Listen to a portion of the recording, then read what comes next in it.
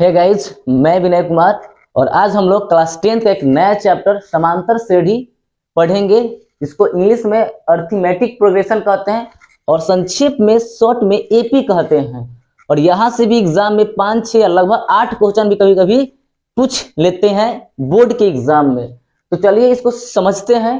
देखिए, समांतर श्रेणी, और श्रेणी को हम तनी बिगाड़ के बोलेंगे तो इसको कहेंगे सीढ़ी। और देखिए, गांव देहात में सीढ़ी होता है, तो इस सीढ़ी के बीच में देख रहे हैं ना, 2-2 मीटर का गैपिंग हम मान लिए हैं। तो हर जगह गैपिंग क्या है, समान है। यहाँ भी देखिए कि यहाँ 2 गो रेखा लिए हैं एल और एम, और हर जगह गैपिंग क्या है, अलग अलग है। तो हर जगह गैपिंग अलग अलग होने के कारण एल एंड एम पैरेलल नहीं है, समानांतर नहीं है। बट यहाँ पर गैपिंग सेम होने के कारण एल और एम क्या है, समांतर है। उसी तरह इस सीढ़िया में ना हर जगह गैप क्या है, समान है, और कितना है, 2-2 मीटर का है। इसलिए इस पूरे सिस्टम को हम कह देंगे है ना, इसको छोड़कर कि ये है समांतर श्रेणी क्रम में है भाई, हर जगह समान है। और देखिए, हर जगह क्या है, गैपिंग 2-2 मीटर का है सभी जगह, हर जगह माने सभी जगह। तो इसको कहेंगे हम सार्व। घटा के आता है, इसको कहेंगे अंतर। तो सार्व अंतर हर जगह कितना है, 2 मीटर।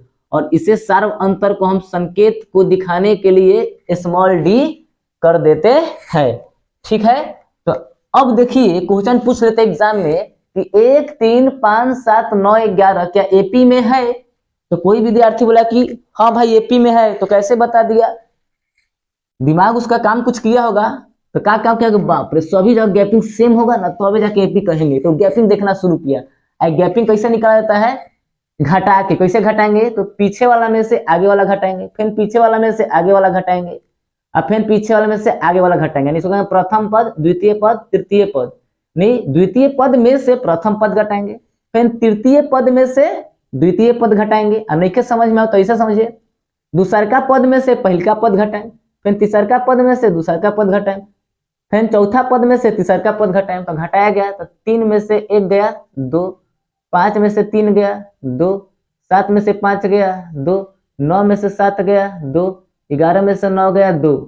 तो हर जगह सार्व अंतर क्या है, समान है, समान है।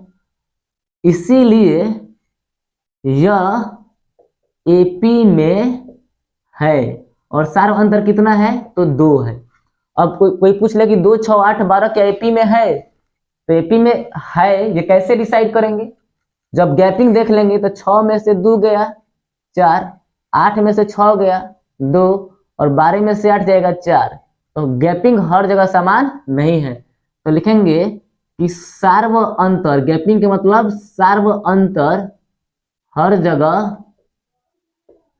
जगह समान नहीं है।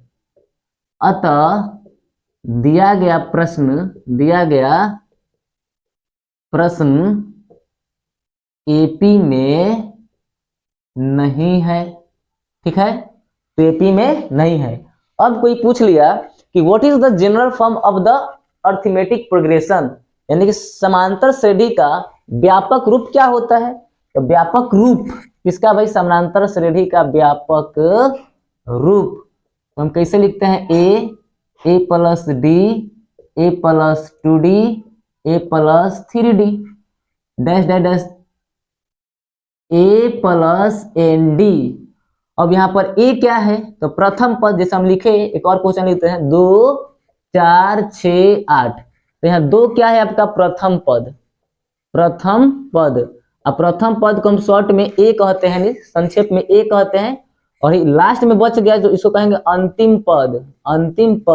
और अंतिम पद को हम एल कह देते हैं। ठीक है, अब दिमाग में है कि ये कैसे सेट हुआ भाई। तो देखिए, अगर हम एक क्वेश्चन लेते हैं कि 1, 3, 5 और हम 7 ले लिए, तो एक क्या है यहाँ, प्रथम पद। तो प्रथम पद हम लिख दिए कि भाई ए को कहते हैं प्रथम पद, और 1 हो गया। अब इस सूत्र पर सेट करते हैं 1 प्रथम पद, और फिर 1 प्लस सार्व अंतर। तो सार्व अंतर कितना है भाई, घटा के देख लीजिए। तो सार्व अंतर कितना है, इसके बीच में 2 का है। तो सार्व अंतर जोड़ दिए यहाँ पर 2, फिर इसी को एक बार रिपीट करेंगे, 1 + 2, देखिए इसी को रिपीट कर दिए, लेकिन आगे हम कब जाएंगे, एक और 2 जोड़ेंगे, फिर इसी को रिपीट कर देंगे और फिर आगे जाने के लिए एक और 2 जोड़ दिए। तो देखिए हई प्रथम पद है, तो प्रथम पद 1 और प्रथम पद है सार्व अंतर, कितना 2 1 3, तो भाई दोनों क्या है सार्व अंतर, तो 2 2 4 1 5, भाई तीनों क्या है सार्व अंतर, भाई प्रथम पद तो कितना हो गया 2 3 6 1 7। तो आपको समझ में आ गया होगा कि देखिए एक है और इस एक को हम प्रथम पद कहे यानी कि ए हो गया, आइयो एक है यानी प्रथम पद कहे मतलब ए हो गया, आई डी है यानी कि सार्व अंतर है, ये प्रथम पद एक है यानी कि ए हो गया, आई क गो सार्व अंतर है 2 गो, तो डी + डी भी लिख देंगे, आई क्या है प्रथम पद यानी कि ए हो गया, प्रथम पद को हम ए कहते हैं, यहाँ क गो सार्व अंतर है 3 गो, तो डी + डी लिख दिए, तो हो गया ए + डी, ए + 2d और a + 3 गो डी, तो 3d। इस तरह से ये एपी का क्या हो गया, व्यापक रूप हो गया। अब देखिए कभी कभी क्वेश्चन आता है अगर लगातार प्राकृत संख्या होगा तो उसको कैसे जोड़ेंगे, ठीक है ना। अभी एनवा पद ही बताएंगे, लेकिन इसको हम कल वीडियो में बताएंगे, लेकिन आज जो इंपॉर्टेंट है, कभी भी आसान भी क्वेश्चन पूछ लेता है तो उसको पढ़ लेते हैं पहले। बाकी मुझे उम्मीद है कि आप लोग इतना बेसिक समझ गए होंगे कि अगर पूछ लेगा कि बताओ 5 7 11 एपी में है कि नहीं है, तो घटा लीजिए, 7 में से 5 गया 2, यानी कि दूसरा पद में से प्रथम पद घटाएंगे, और फिर तीसरा पद में से दूसरा पद, 11 में से 7 गया 4, तो देखिए गैपिंग अलग अलग आ गया, तो 5 7 11 एपी में नहीं है। लेकिन हम पढ़ेंगे कि लगातार प्राकृत संख्या हो तब क्या करें, जैसे 1 2 3 4 5 6 लगातार प्राकृत संख्या है, तो लगातार प्राकृत संख्या है तो जोड़िए, कोई बोला कि इसको जोड़ के बताइए, तो 6 5 11 11 4 15 और 15 3 18 18 2 20 1 21, लेकिन बहुत सारा संख्या दे देगा तब कैसे जोड़ेंगे, इसलिए इसका एक फॉर्मूला बनाया गया कि n × n + 1 अब बटा में 2। अब गिन लीजिए क गो n है, 1 गो 2 गो 3 गो 4 गो 5 गो 6 गो, तो 6 लिख दीजिए, अब फिर को बढ़ा दीजिए, 6 है तो एक 7 कर दीजिए बटा 2, और 2 3 6 और 70 का 21।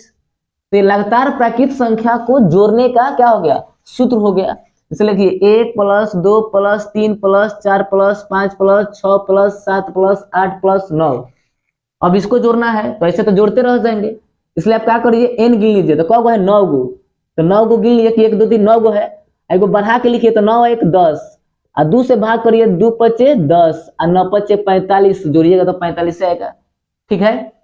उसी तरह से अगर लगातार विषम संख्या आ जाए तब क्या कीजिएगा, लगातार अगर विषम संख्या आ जाए तब क्या कीजिएगा भाई, उसी तरह से लगातार प्राकृत संख्या भी आए, अब वर्ग की संख्या आ जाए, जैसे देखिए 1 का स्क्वायर + 2 का स्क्वायर + 3 का स्क्वायर + 4 का स्क्वायर, अब कैसे जोड़ेंगे, तो कोई विद्यार्थी कहा कि स्क्वायर कर लेते हैं, तो 1 का स्क्वायर 1, 2 का स्क्वायर 4, 3 का स्क्वायर 9 और 4 का स्क्वायर 16, तो ऐसे भाई करके तो जोड़ते रह जाएंगे कि 16 4 20 और 10 30।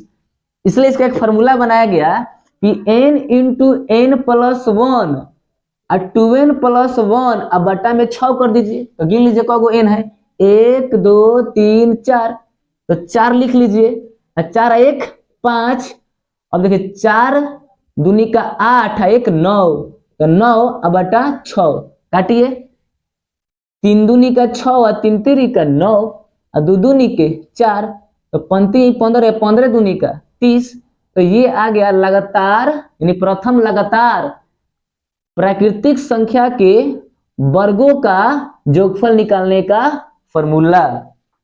ऐसे और सारे फॉर्मूले हैं, जैसे अगर कह रहा है कि लगातार घन का कह दे, घन का यहाँ बता देते हैं, जैसे 1 क्यू + 2 का क्यू + 3 का क्यू, तो कुछ नहीं n × n + 1 अब बटा 2 आई पूरा का होल स्क्वायर, 3 का स्क्वायर क्या होता है 9, 2 का स्क्वायर कितना होता है 4, लेकिन नहीं क्यू ना है, तो 3 का क्यू कितना होता है 27, 2 का क्यू कितना होता है 8 और 1 का क्यू तो 1 हो जाएगा, देखिए 27 और 8 जोड़ दीजिए, तो 8 7 35 1 36, लेकिन आप गिन लीजिए कि 1 2 3 गो है n, तो 3 अब फिर है आगे 3 1 4 अब बटा 2 करके इसका स्क्वायर कर दीजिए पूरा का, तो 2 2 नी के 4 और 3 2 नी का 6 और 6 का स्क्वायर कितना हो जाएगा 36, तो इस तरह से आपको क्वेश्चन पूछ लेता है एग्जाम में, ठीक है ना। तो मिलते हैं अगले वीडियो में। अगर वीडियो अच्छा लगा हो तो लाइक करिए, शेयर करिए और मेरे चैनल को सब्सक्राइब करिए। जय हिंद, जय भारत, जय संविधान।